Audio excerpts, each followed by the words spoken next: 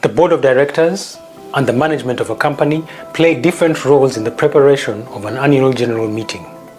Hi, my name is Jimmy Walabiechi, and you're welcome to Corporate Governance Africa, where we seek to promote good governance through film.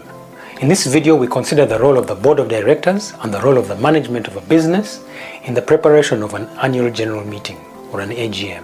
We use the example of the annual general meeting of Stanbic Uganda Holdings Limited, which was held on the 2nd of June 2023.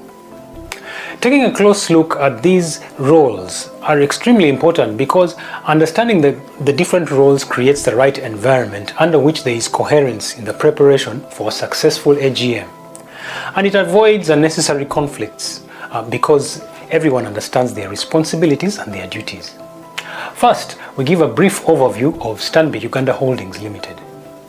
Stanbic Uganda Holdings is located in Uganda, which is known as the Pearl of Africa. Uganda is in the eastern part of Africa. It is part of the Standard Bank group of companies, which is Africa's largest bank measured by footprint and assets. Stanbic Uganda Holdings is a holding company of 5 subsidiaries. And according to the group's Chief Executive Officer, Mr. Andrew Mashanda, these subsidiaries complement each other in the conduct of their business.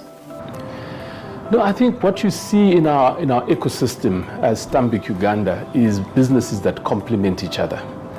We've got the bank as our mother subsidiary, the anchor subsidiary, and then when you look at Stanbic Properties, which also looks after our property portfolio, and their largest tenant is the bank. And then if you look at our securities business, which is looking at investments and how we can democratize investments in Uganda, again, it is targeting the same sort of customer base that we are servicing across the divide. And then also when you start looking at the work that we do with the business incubator, which is really training businesses to actually become more relevant to the growth story that's actually taking place in Uganda at the moment. So we are preparing Ugandan businesses to participate fully in the economic fortunes of this country. And then if you look at our technology company, the focus on that technology company is to really build a platform that allows us to extend our services digitally and also include more people in financial services and in the economy.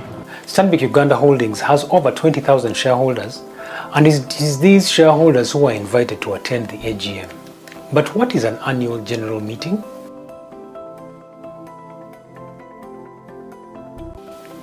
The annual general meeting is a meeting at which the directors of a company give account to the owners of the business about how the company has performed under their stewardship. The annual general meeting is actually a big event, because this is the opportunity we have to report to our shareholders, and we have over 20,000 of them. We report to our shareholders, different shapes and sizes, some institutional, some individuals, but they are all our shareholders, and this is a great opportunity for us to report to them. The Chief Executive Officer had this to say about why there is a need to give account to the owners of the business. It's very important for us to account to the shareholders and stakeholders for the following reasons, and I'll name them. Firstly, the shareholders gave us capital, which gives us the license to trade and generate returns for them. And the stakeholders represent our employee community, the communities within which we operate, the other key stakeholders like government and other members of society that are within the community within which we operate. So at an annual general meeting, it is absolutely critical for us to be able to give account of the work that we've done with the shareholders' money that we've received, but also most importantly what we've done within the communities within which we are operating and with the key stakeholders that are around our business. We first consider the roles of the board of directors, after which we shall consider the roles of the management. The board of directors is appointed by the shareholders in order to run the company on behalf of the shareholders. We shall consider the board chair and the board of directors in this discussion.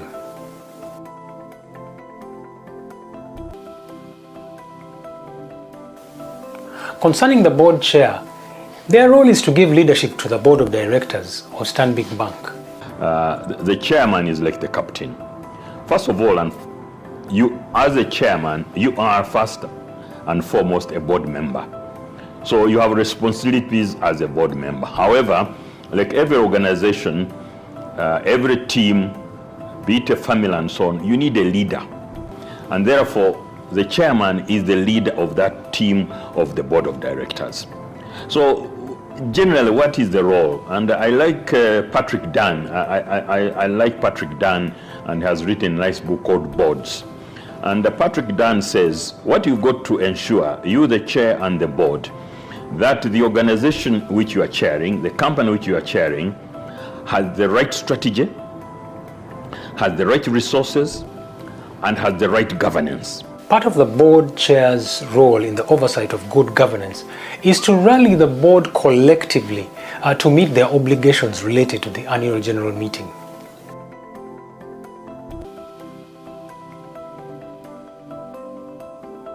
So the board of directors is to, they play their role in terms of there are certain matters that have got to have been approved or resolved, to make sure that in the good time that all the matters that the board will have resolved, will have approved, whether it is approval of accounts, whether it's approval of new directors that are going to be appointed, and those that may be leaving the board and so on. But the other thing is really to make sure that they're engaged, they are part of it.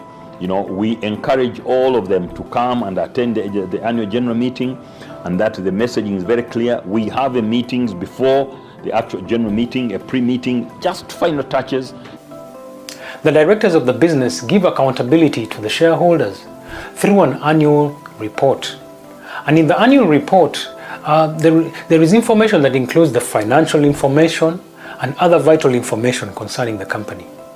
The members of the senior management are also featured in the report, providing further details of the state of affairs of the company.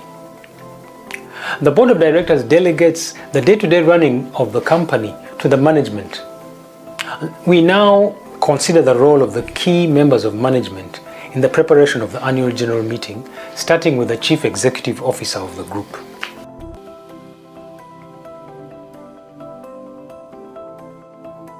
So the preparations start very, very early. Preparations start with the approvals of the accounts and so on and so forth. So with the new group structure now, the chief executive of the group is the one who presents the group picture. And what we do, we make sure that we do our reports, which will go in the annual report. And then, of course, we'll also report on the day.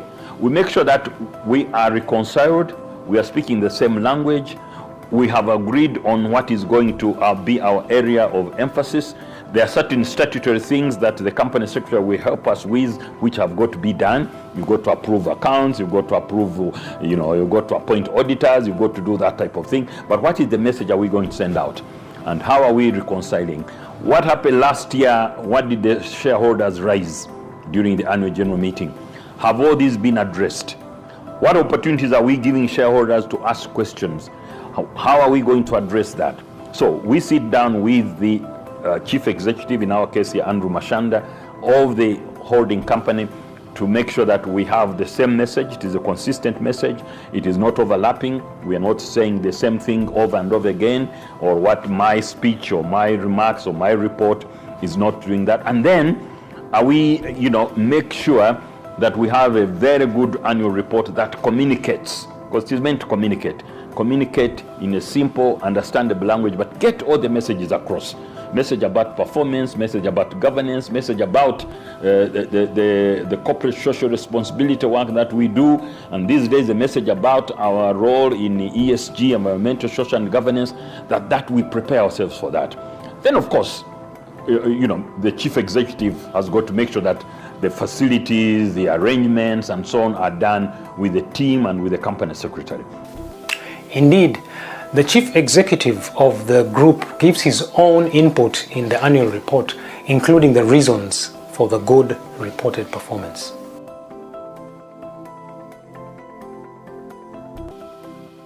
The board chair also meets with the chief executives of the subsidiary companies of the Stanbic Uganda holdings.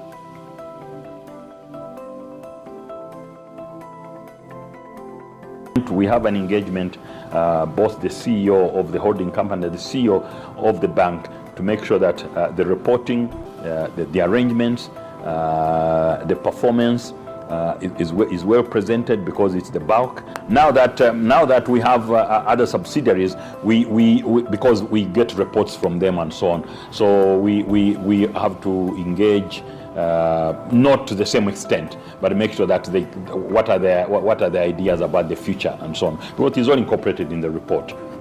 Whether it is about properties business, whether it's fintech, the incubator. If you read the report that we get, it covers all those aspects.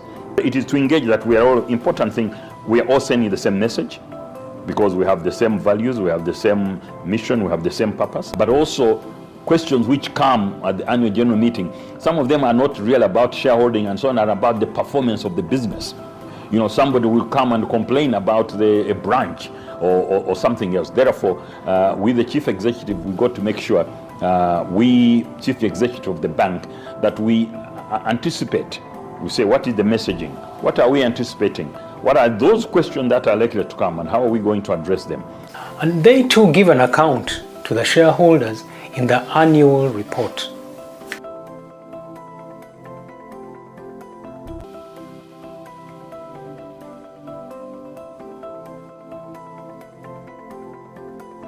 In order to ensure effective engagement with the shareholders, the company vests the head of investor relations with the responsibility of constantly engaging with the shareholders.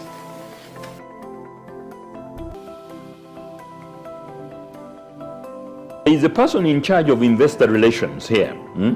We've got a head of investor relations. One very critical element in preparing for the annual general meeting, we get the feedback from the head of investor relations.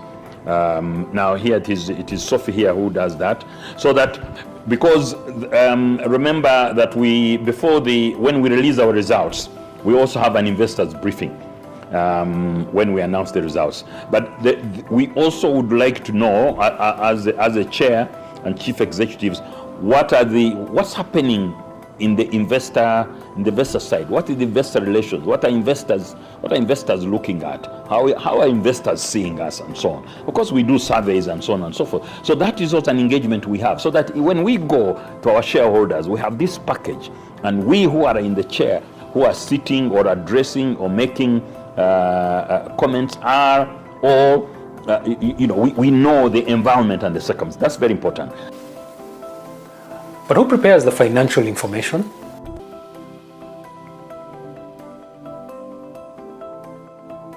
Of course, the other important person, as you know, will be the CFO, who also has a role to play to make sure that the accounts that are very, very complicated are made simple for shareholders to understand.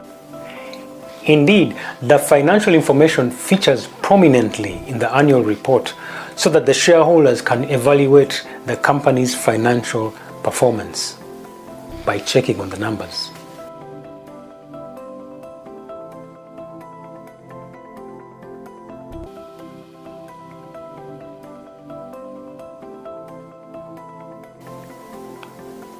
Finally, the board chair relies heavily on the company secretary in the preparation for the annual general meeting.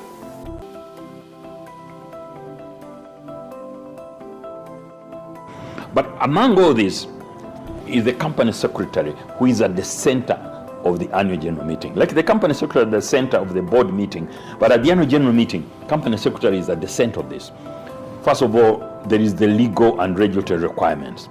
And number two is to make sure that every item that we are doing fulfills the memorandum and articles and all these things, the governance framework and so on. Say, for instance, you have new board members to be appointed, to be recommended for appointment to the AGM. You have those whose term are due for rotation and so on and so forth. So the company secretary, to make sure that we are both compliant from a legal and regulatory point of view, is very, very critical in this exercise, at the center of the exercise. And for me, as a chair, I've always said, that I rely a lot on the guidance and advice of the company secretary. And I have said before, I actually talk more to the company secretary than I talk even to the chief executives. In conclusion, it can be seen that the directors and management of a company must work closely together for a successful annual general meeting. Secondly, the preparation for the annual general meeting must start really early, and so the board of directors should give it top priority in their annual work plan. Third is that accountability in the annual general meeting is given in writing through the annual report and financial statements. And so the board and management work hard in order to ensure that it is clear and exhaustive to the shareholders. The reason why this is important is because it provides the owners or the shareholders of the company with enough information with which to exercise their right to vote or to give the necessary approvals at the meeting.